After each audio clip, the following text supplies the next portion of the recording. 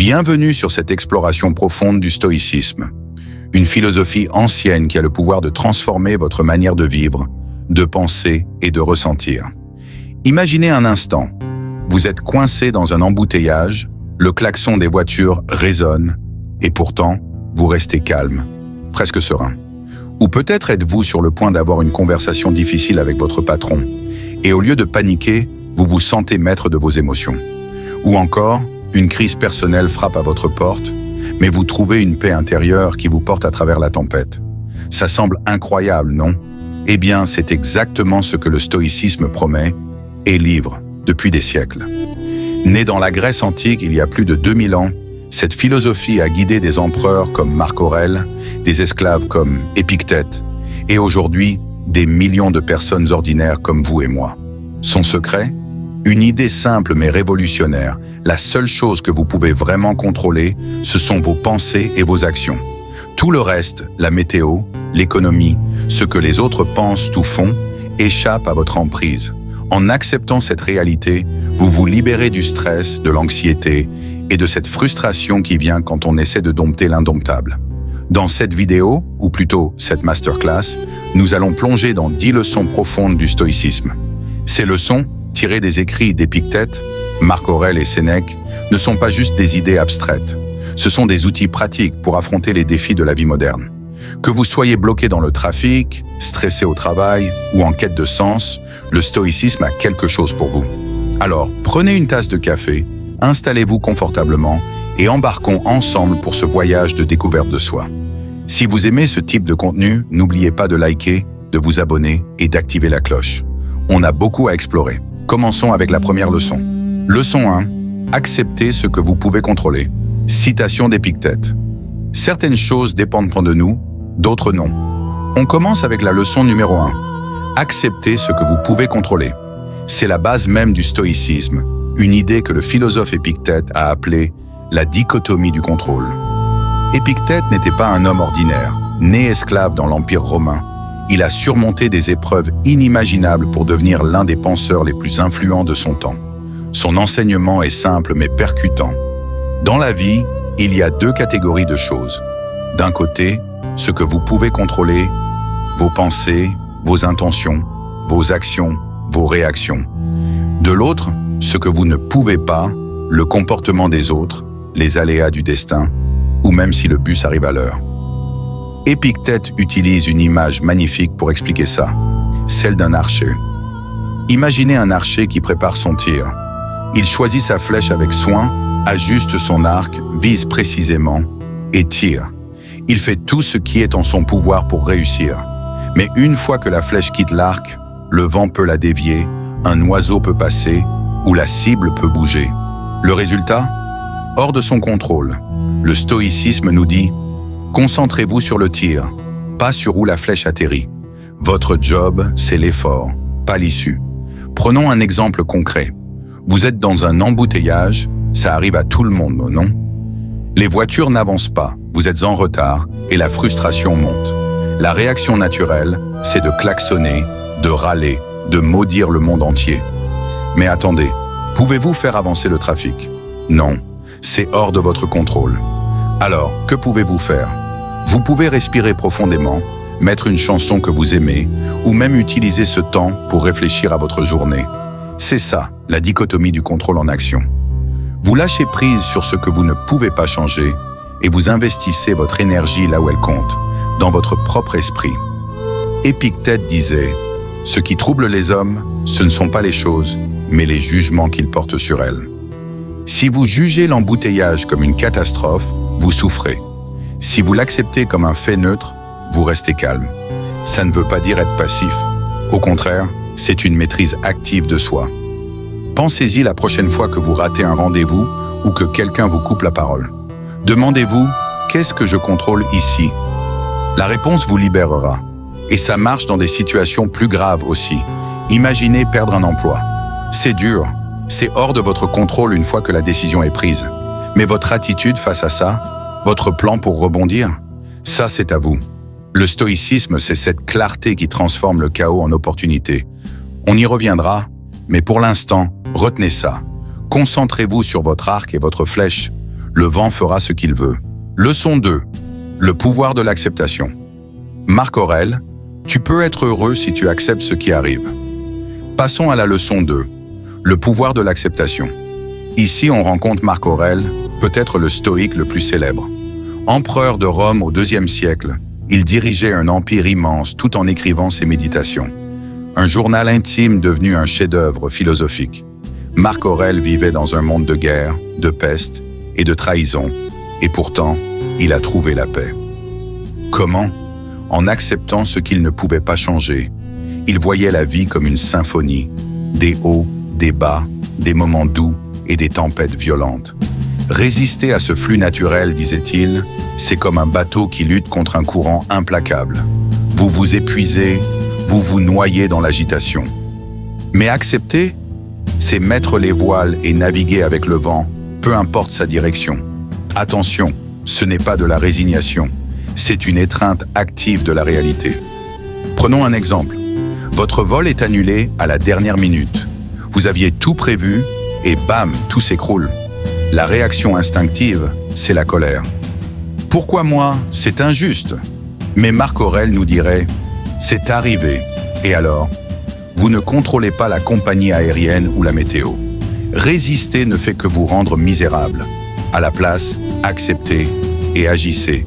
Peut-être que vous trouvez un café, que vous lisez un livre ou que vous appelez un ami. Ce changement d'état d'esprit, c'est le pouvoir de l'acceptation. Marc Aurèle écrivait « Tu as le pouvoir sur ton esprit, pas sur les événements extérieurs.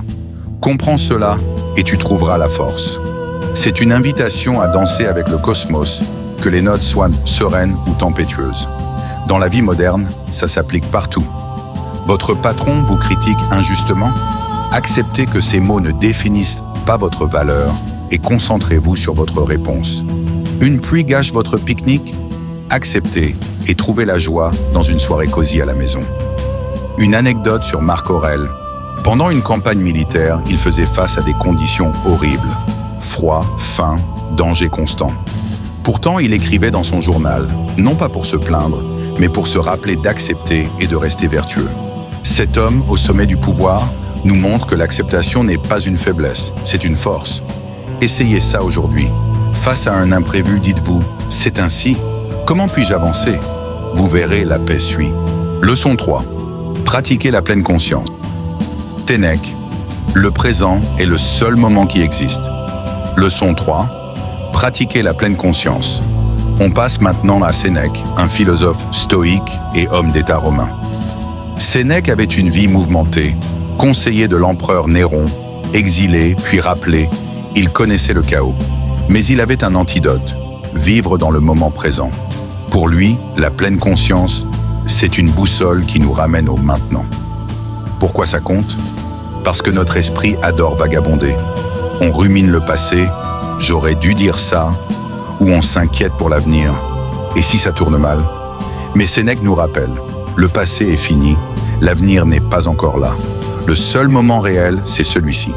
Habiter ce moment avec une conscience profonde, c'est l'art stoïque de la pleine conscience. Imaginez, vous êtes au travail et une deadline vous stresse. Votre esprit tourbillonne, les erreurs d'hier, les réunions de demain. Stop, fermez les yeux une seconde. Sentez votre respiration, écoutez le bruit de la pièce, remarquez la chaise sous vous. Vous êtes là, maintenant. Ce simple acte coupe les vagues de l'anxiété. Sénèque disait que même les instants ordinaires, une tasse de thé, un sourire d'un inconnu, ont une beauté si on les voit vraiment. Un exercice pratique. La prochaine fois que vous marchez, ne pensez pas à votre destination. Sentez vos pas, écoutez les sons autour de vous. C'est banal mais puissant. Sénèque ne réservait pas ça aux grands moments. Il trouvait du sens dans le quotidien. Dans une lettre, il écrivait à son ami Lucilius « Nous gaspillons notre vie à attendre alors qu'elle est là, sous nos yeux. » Dans notre monde moderne, plein de notifications et de distractions, la pleine conscience est une bouée de sauvetage. Votre téléphone vibre sans arrêt? Posez-le, regardez par la fenêtre, respirez. Ce sanctuaire du présent, c'est là que la tranquillité vit. Essayez ça aujourd'hui, 5 minutes, juste être là. Vous sentirez la différence. Leçon 4. cultivez la résilience. Épictète, l'adversité forge le caractère. Leçon 4, cultivez la résilience. On revient à Épictète, notre esclave philosophe. Pour lui, l'adversité n'est pas quelque chose à fuir, c'est un outil. Il disait, ce ne sont pas les événements qui nous troublent, mais notre jugement sur eux. Les défis, ils sculptent notre caractère comme un ciseau sculpte la pierre. Imaginez un chêne dans une tempête. Il plie, mais ne casse pas. Les stoïques veulent qu'on soit ce chêne, inébranlable, même quand la vie souffle fort. Perdre un emploi, rater un projet, affronter une maladie, ce sont des tempêtes. Mais Épictète nous dit, ne les voyez pas comme des malédictions, mais comme des creusets. Dans ces moments, votre force intérieure se révèle. Exemple concret, vous ratez une promotion, ça pique. La réaction classique, se plaindre, douter de soi. La voie stoïque, accepter puis demander « Qu'est-ce que ça m'apprend ?» Peut-être la patience ou le besoin de nouvelles compétences. Épictète, qui a vécu enchaîné, savait que la vraie liberté est dans l'esprit. Il disait « On ne peut pas m'enlever ma volonté ». Dans la vie moderne, ça s'applique partout. Votre voiture tombe en panne, respirez, réparez ce que vous pouvez et apprenez la débrouillardise. Une dispute éclate, restez ferme, pas par orgueil, mais par résilience.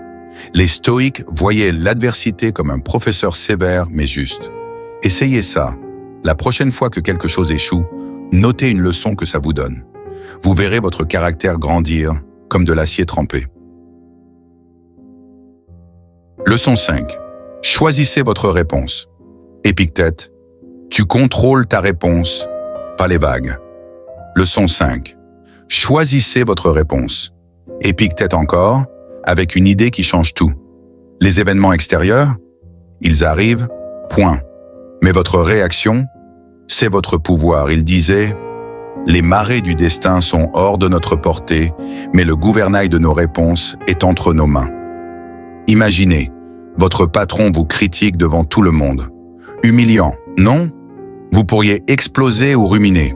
Ou vous pourriez choisir, respirer, écouter, répondre calmement avec sagesse. Ce choix, c'est la maîtrise stoïque. Les vertus, sagesse, courage, justice, tempérance, sont vos guides ici. Réagir avec colère, c'est céder le contrôle. Réagir avec dignité, c'est le garder. Un exemple historique. Épictète, esclave, était maltraité par son maître. Un jour, celui-ci lui tordait la jambe. Épictète a dit, calmement, « Si tu continues, tu vas la casser. » Le maître a continué, la jambe s'est brisée. Épictète, il n'a pas crié. Il a dit, « Je t'avais prévenu. » Cette maîtrise de soi est légendaire. Dans votre vie, quelqu'un vous coupe la route? Au lieu de klaxonner, souriez. Vous contrôlez votre paix. Une deadline vous écrase? Choisissez de prioriser, pas de paniquer. Ce pouvoir de réponse, c'est un bouclier contre le chaos. Essayez ça. Face à une provocation, comptez jusqu'à 10 avant de répondre. Vous verrez la clarté stoïque émerger. On est à mi-parcours. Si vous êtes toujours là, bravo. Le stoïcisme est un voyage qui vaut la peine. Prenez une seconde pour respirer, étirez-vous et on repart pour les 5 dernières leçons. Vous êtes prêts? Allons-y. Leçon 6. Limitez les désirs excessifs. Sénèque, le contentement vient de peu. Leçon 6. Limitez les désirs excessifs. Sénèque prend le relais. Pour lui, les désirs démesurés sont comme une mer agitée. Ils nous jettent à la dérive. Vouloir toujours plus, une voiture plus chic, un salaire plus gros, c'est une quête sans fin. Le stoïcisme dit « simplifier ». Le vrai bonheur n'est pas dans l'abondance, mais dans la modération. Pensez-y, vous achetez un nouveau téléphone. Super, pendant une semaine. Puis vous voulez le modèle suivant. Sénèque nous dit « arrêtez cette course. Contentez-vous de ce qui suffit pour une vie vertueuse. Un abri, de la nourriture, des relations. » Dans une de ses lettres, il écrit « Ce n'est pas celui qui a peu qui est pauvre, mais celui qui veut plus. » Exemple moderne, le Black Friday. Tout le monde se bat pour des trucs dont ils n'ont pas besoin. Le stoïque, il passe la journée à lire ou à marcher, satisfait de ce qu'il a. Essayez ça. Pendant une semaine, ne voulez rien de nouveau. Appréciez votre vieux pull, votre café du matin. Cette tempérance, c'est une encre de paix dans un monde de consommation. Leçon 7. Soyez vertueux. Marc Aurèle, la vertu est la seule richesse. Leçon 7. Soyez vertueux. C'est le cœur battant du stoïcisme, partagé par Épictète, Sénèque et Marc Aurèle. 4 vertus guident cette voie. La sagesse pour comprendre, le courage pour affronter, la justice pour agir droitement, la tempérance pour se maîtriser. Elles sont comme une boussole dans la tempête. Imaginez une décision difficile, dire la vérité ou mentir pour vous protéger. La justice dit vérité. Le courage vous pousse à la dire. La sagesse vous aide à choisir vos mots. La tempérance vous garde calme. Marc Aurèle écrivait tous les soirs pour s'assurer qu'il vivait ses vertus, même sous la pression d'un empire. Dans la vie quotidienne, un collègue répand une rumeur. Réagissez avec justice, pas vengeance. Une peur vous paralyse? Trouvez le courage. Ces vertus ne sont pas des idéaux lointains, elles sont pratiques. Essayez ça. Chaque jour, choisissez une vertu à incarner. Vous verrez votre vie s'aligner avec une harmonie profonde. Leçon 8. Comprenez la nature transitoire de la vie. Marc Aurèle. Tout passe comme une rivière. Leçon 8. Comprenez la nature transitoire de la vie. Marc Aurèle revient avec une vérité brutale mais belle.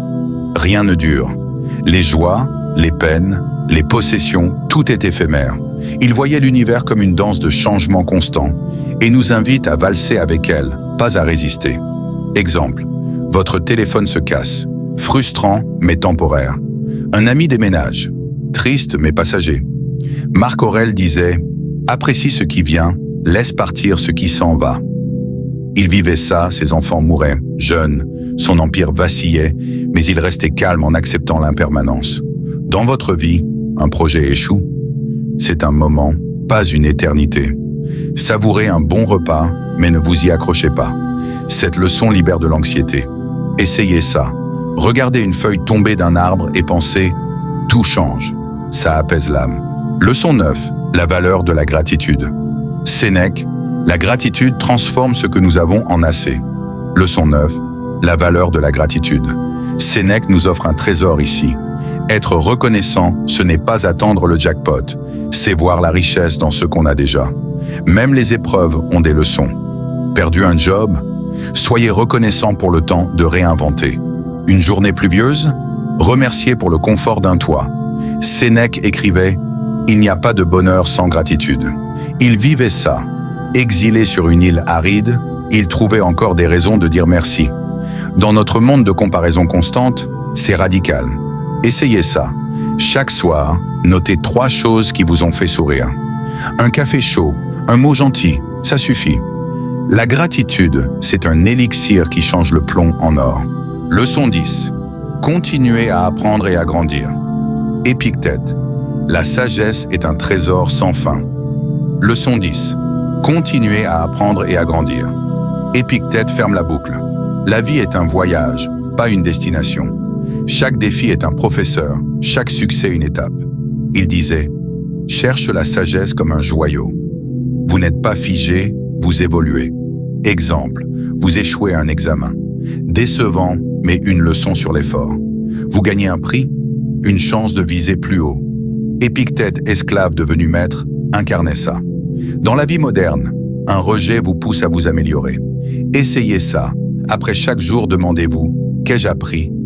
Ce chemin de croissance, c'est le stoïcisme vivant. Et voilà, 10 leçons du stoïcisme pour transformer votre vie. De l'acceptation à la gratitude, ces idées d'Épictète, Marc Aurèle et Sénèque sont des outils pour trouver la paix, peu importe les tempêtes. Le stoïcisme, c'est la liberté intérieure dans un monde imprévisible. Alors, laquelle vous parle le plus? Dites-le moi en commentaire. Et si vous avez aimé ce voyage, likez, abonnez-vous et partagez. On se retrouve bientôt pour plus de sagesse pratique.